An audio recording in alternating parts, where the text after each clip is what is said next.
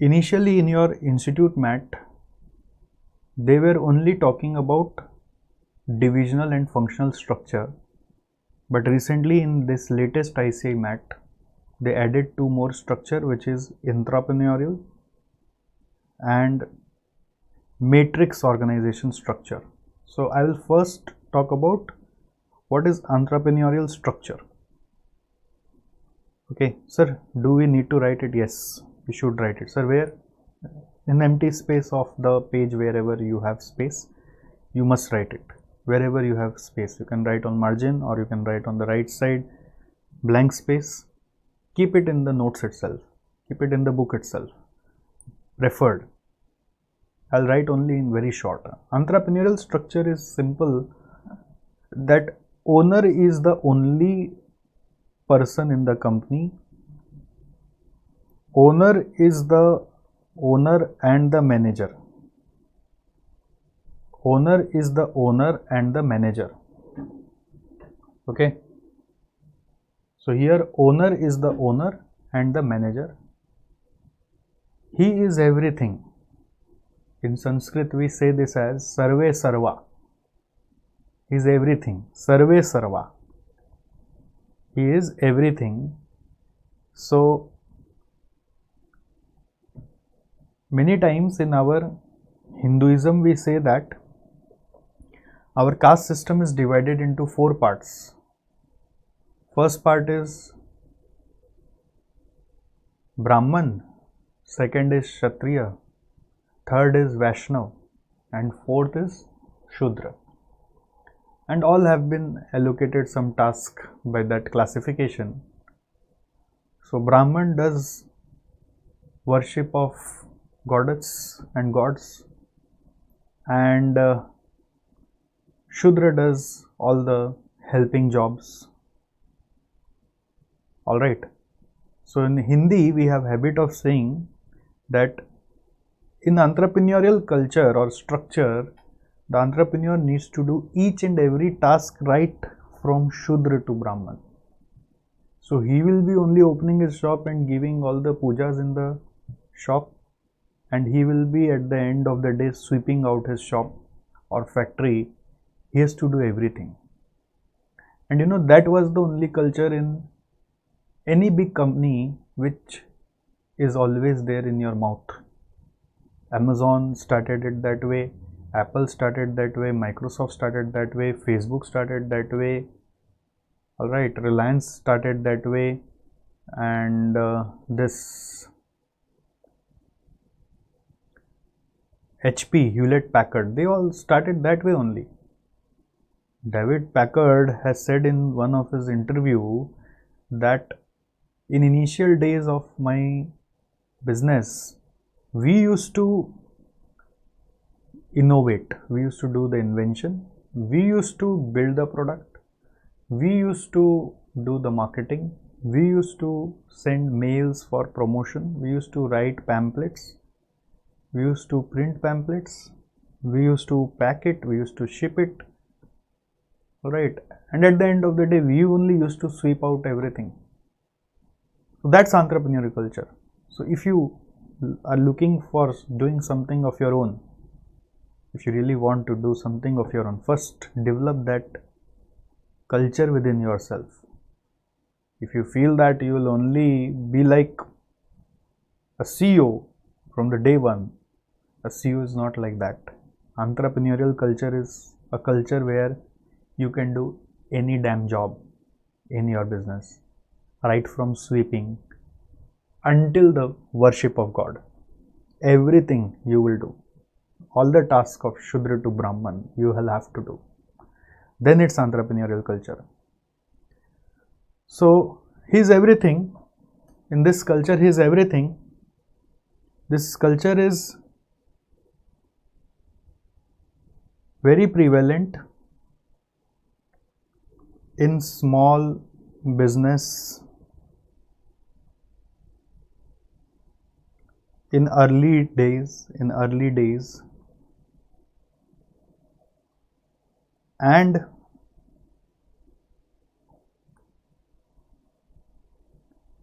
the service entities. Many times it's just a one-man show. That's entrepreneurial culture. And every big company start like this only. But with time, what happens? They grow. When they grow, they keep some people in hand as helpers to do some unskilled jobs, right? Maybe cleaning, sweeping, bringing this thing, that thing. Those executives or those workers or employees that they hire, they are purely, I will say, puppets. Puppets as in you say what to do, they will do. That's it. Nothing beyond. They will not use their mind. They are actually not asked to use. That's how the culture is created. So whatever is asked, that only they should do. So still all the control and power remains with you, but you have helping hands and you can create as many helping hands as you can. Sometimes you will create some different responsibilities for each helping hands or helping employees. You can say that you will look after this, you will look after that, you will look after that. You will look after collection from our customers, you will look after all printing of pamphlets, you will look after purchasing raw materials. All right. So we can create different functions, but the thing is, they would be only doing what we have asked to do, nothing beyond. We call those functions as departments, or we call them as cost centers, or we call them as cost centers. We call those functions as departments, or we call them as cost centers. All right.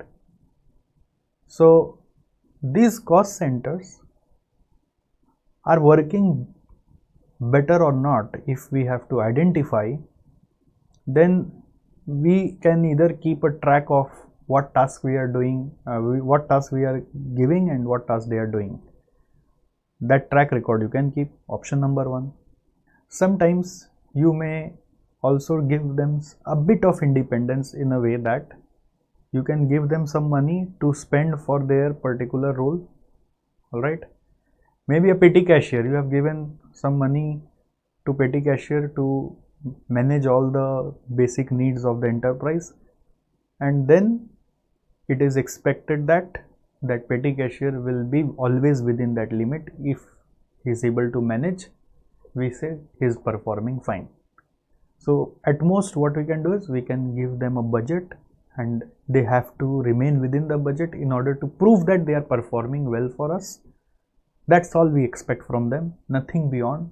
So how the customer will come, how the revenue will come, what should be the product price, what should we produce, how much we produce, you don't have to bother, I will think.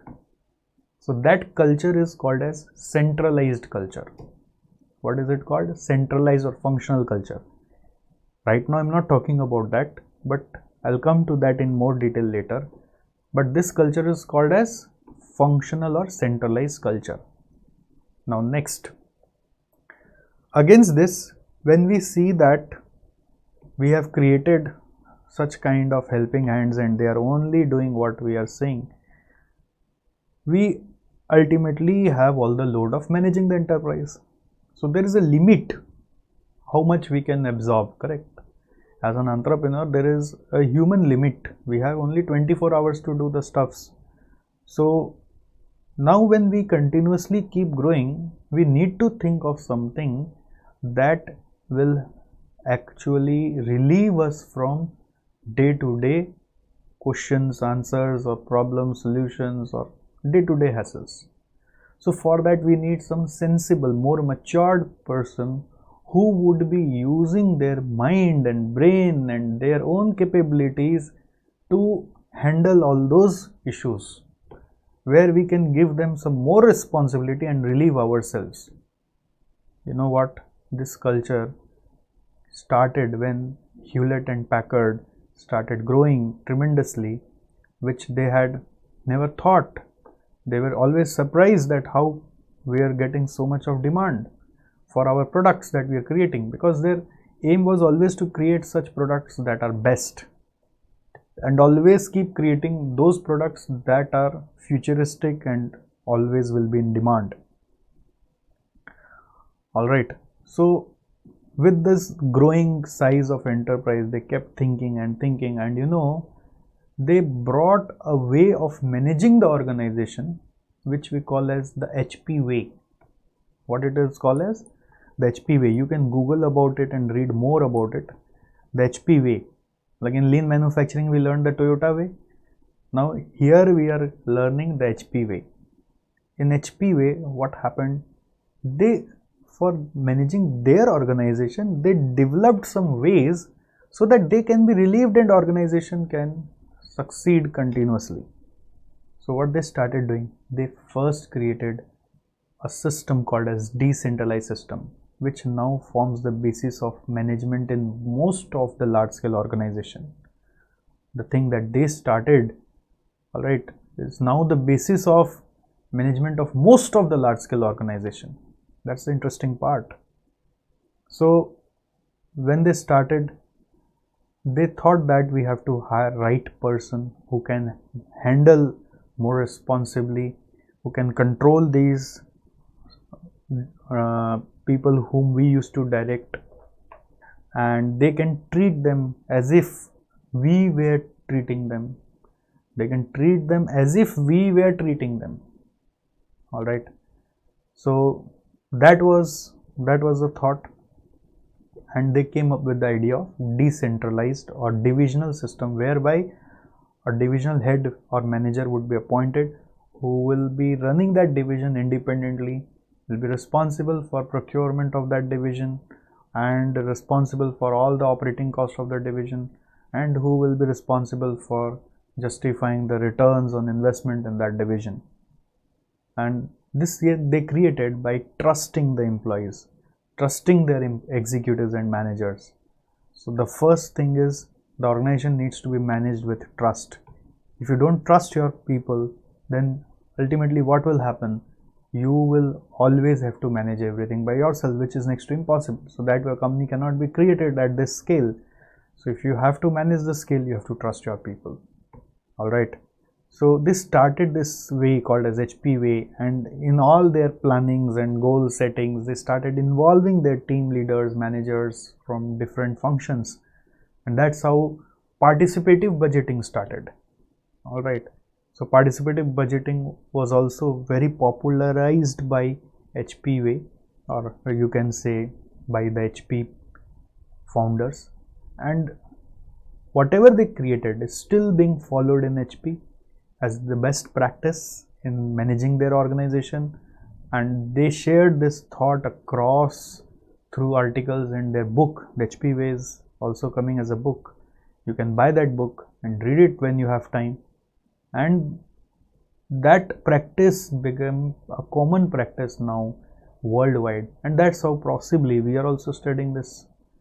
All right, so there are two more systems, centralized and decentralized. Decentralized run on more trust with the people, but there is a new system which we are calling as matrix structure. See, first of all, I'm talking about the new things that has been added in ICMAT. The rest, centralized, decentralized, is already there in your previous discussions, and it is also coming from our old mat of old version of ICMAT, not for old syllabus but for recent syllabus only.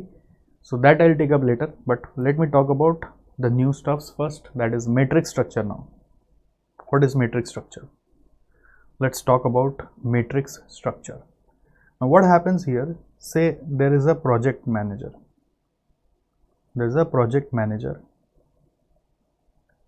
He reports to CEO,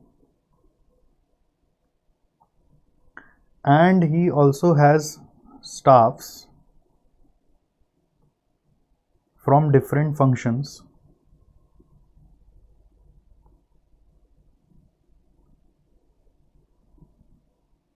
to execute the project. So you will need staffs from different functions to execute the project.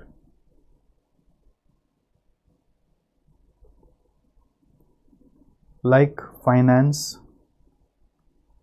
manufacturing, sales,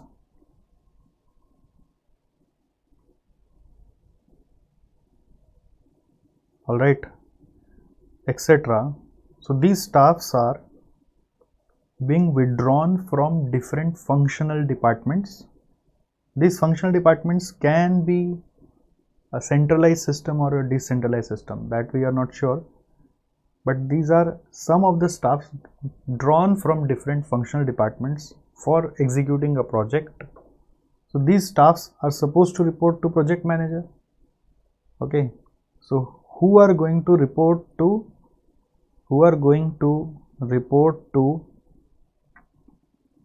project manager, to this project manager, as well as